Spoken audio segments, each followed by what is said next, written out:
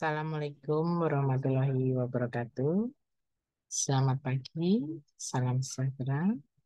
Izinkan saya memperkenalkan diri dulu. Nama saya Elizabeth Diana Sari dari PTPN 11. Pada kesempatan ini akan memaparkan learning point dari pre-learning PLDP 2 Angkatan 27 untuk subbagian manajemen fungsional.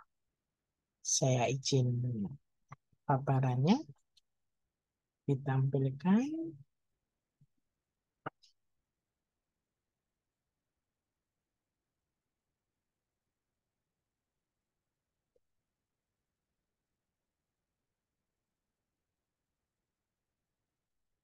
Yang pertama yakni tentang Intermediate Human Capital Management.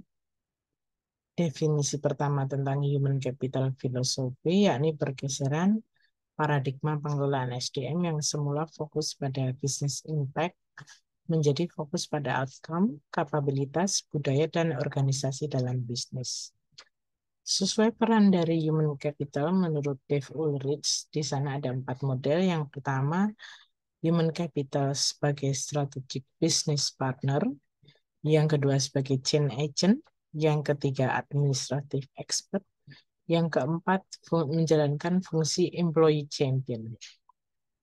Dalam prinsip dasar human capital, idealnya nilai organisasi terkait apa yang dihasilkan, bukan apa yang dikerjakan.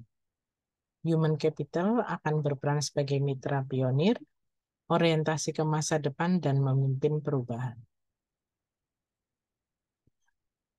Fungsi-fungsi lain yang dijalankan dalam human capital yang pertama, increasing organization capability.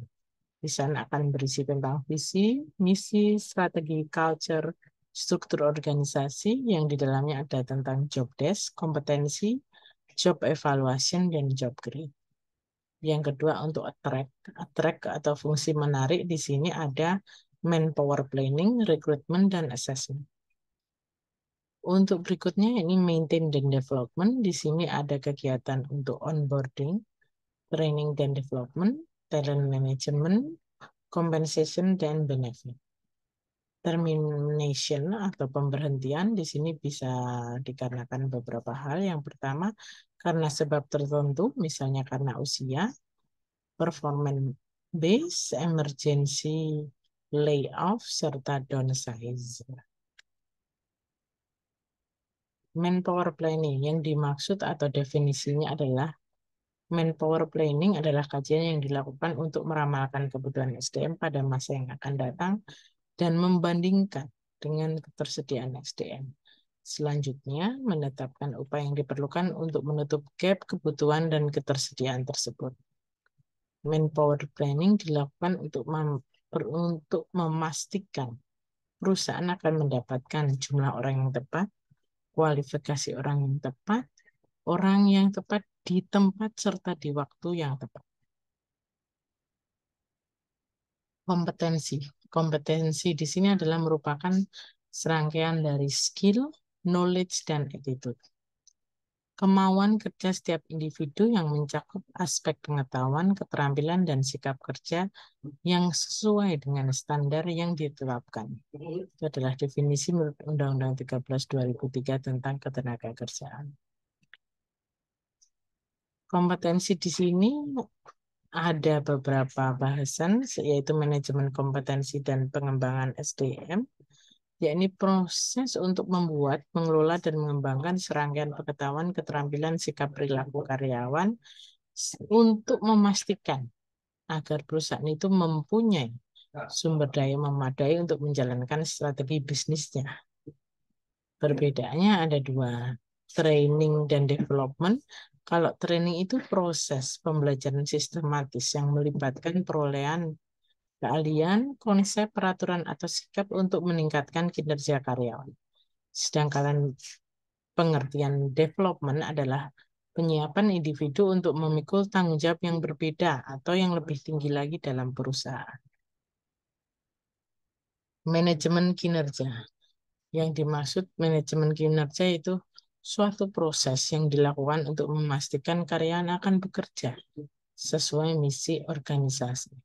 merujuk pada suatu pendekatan yang sistematis untuk meningkatkan dan mengembangkan kinerja individu dan tim dalam meningkatkan efektivitas organisasi secara menyeluruh. Manajemen talenta. Pengertiannya yakni sekumpulan proses dalam pengelolaan SDM yang nantinya terintegrasi dengan tujuan menarik, mengembangkan, mempertahankan anggota yang kompeten dan komitmen dan berkinerja untuk mempertahankan pertumbuhan organisasi. Memastikan kemampuan organisasi dalam mengisi posisi-posisi kunci, future leader, dan posisi yang mendukung kompetensi inti organisasi. Dari manajemen talenta ini biasanya akan di-mapping berupa 9-box model. Yang pertama untuk kotak star, 2 strong performer, 3 kontributor, 4 rising star, 5 solid performer, 6 acceptable, 7 question mark, 8 marginal performance, 9 low performer. Manajemen karir. Manajemen karir di sini adalah serangkaian aktivitas pengelolaan karir karyawan, mengatur perpindahan jabatan sehingga akan mendapatkan suksesor atau pengganti yang memiliki kualifikasi, kompetensi, dan pengalaman yang sesuai. Tujuan utamanya adalah untuk menjamin agar nantinya organisasi mendapat karyawan dengan kualifikasi yang tepat untuk menduduki suatu jabatan. Selain itu, manajemen karir akan berfungsi untuk menjaga dan mengelola kepuasan serta motivasi kerja karyawan. Aktivitas yang dilakukan dalam manajemen karir yang pertama, orientasi karir, 2 perencanaan karir, 3 pengembangan karir, 4 dukungan karir. HRIS ini yang umumnya biasa dikenal, ini tentang Human Resources Information System. Yakni manajemen SDM melalui sistem terpadu tersentralisasi yang fungsinya menyediakan informasi berbasis data untuk mendukung pengambilan keputusan mengenai human capital. Bahasan berikutnya adalah manajemen fungsional. Setelah tadi paparannya banyak mengenai human capital atau human resource management, yakni manajemen keuangan. Ada beberapa sub di sini, yakni yang pertama peran manajemen keuangan, mengenal laporan keuangan, perencanaan keuangan dan pendanaan, perencanaan keuangan, manajemen modal kerja, dan investasi. Peran manajemen keuangan. Yang pertama definisinya adalah manajemen keuangan, rangkaian upaya yang dilakukan oleh perusahaan dalam perolehan dan penggunaan dana secara optimal sehingga dapat memaksimalkan value bagi pemegang saham. Keputusannya dalam manajemen keuangan secara umum terkait 2 bagian, sisi aset serta sisi liabilities dan equity. Beberapa unit pengelola keuangan diantaranya akuntansi, keuangan, anggaran, dan verifikasi. Berikutnya adalah kita akan mengenal beberapa laporan keuangan. Jenis-jenisnya adalah laporan posisi keuangan, laporan laba rugi, laporan arus kas, laporan perubahan ekuitas, dan laporan keuangan internal. Laporan-laporan ini akan disusun menurut standar akuntansi atau PSAK biasa kita kenal, yakni pernyataan standar akuntansi keuangan. Perencanaan keuangan dan pendanaan perusahaan, kemudian inisiatif strategis keuangan dirumuskan dalam perencanaan keuangan strategis. Yang akan digambarkan perumusan visi misi, financial goals, kemudian strategic finansial. Manajemen modal kerja. Konsep modal kerja sendiri ada 2, networking capital, aset lancar, utang lancar, gross working capital, jumlah keseluruhan aset lancar. Manfaat manajemen modal kerja adalah menghindarkan perusahaan mengalami kesulitan modal kerja, memungkinkan perusahaan membayar kewajiban tepat waktu, serta memungkinkan perusahaan melaksanakan operasional perusahaan dengan lancar.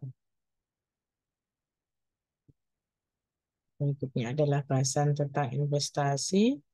Analisis investasi harus dilakukan untuk menilai kelayakan ekonomi dari usulan investasi. Harus mengestimasikan berapa arus kas masuk dan keluar atas investasi tersebut. Alat analisis yang digunakan biasanya payback period, net present value, dan internal rate. Manajemen operasional. Ini biasa dikenal kalau karakteristik pabrik perkebunan, yakni continuous flow operation kategori, kemampuan untuk mempertahankan kondisi yang stabil atau acak terhadap aliran proses produksi termasuk konsentrasi material melalui tahapan-tahapan modul sistem. Sistem pemeliharaan yang dilakukan bertujuan untuk mempertahankan unjuk kerja perangkat pada titik optimum dalam menunjang kegiatan operasional. Tindakannya meliputi manajemen, keuangan, serta rekomendasi. Merupakan suatu proses berurutan dan berkesinambungan sesuai prosedur yang telah ditetapkan.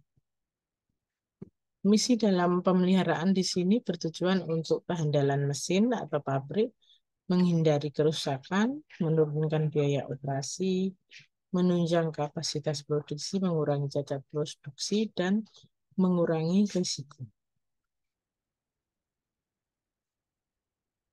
Operation Research. Area Operation Research biasanya meliputi input, proses output, serta didukung environment yang ada di dalam area operation itu.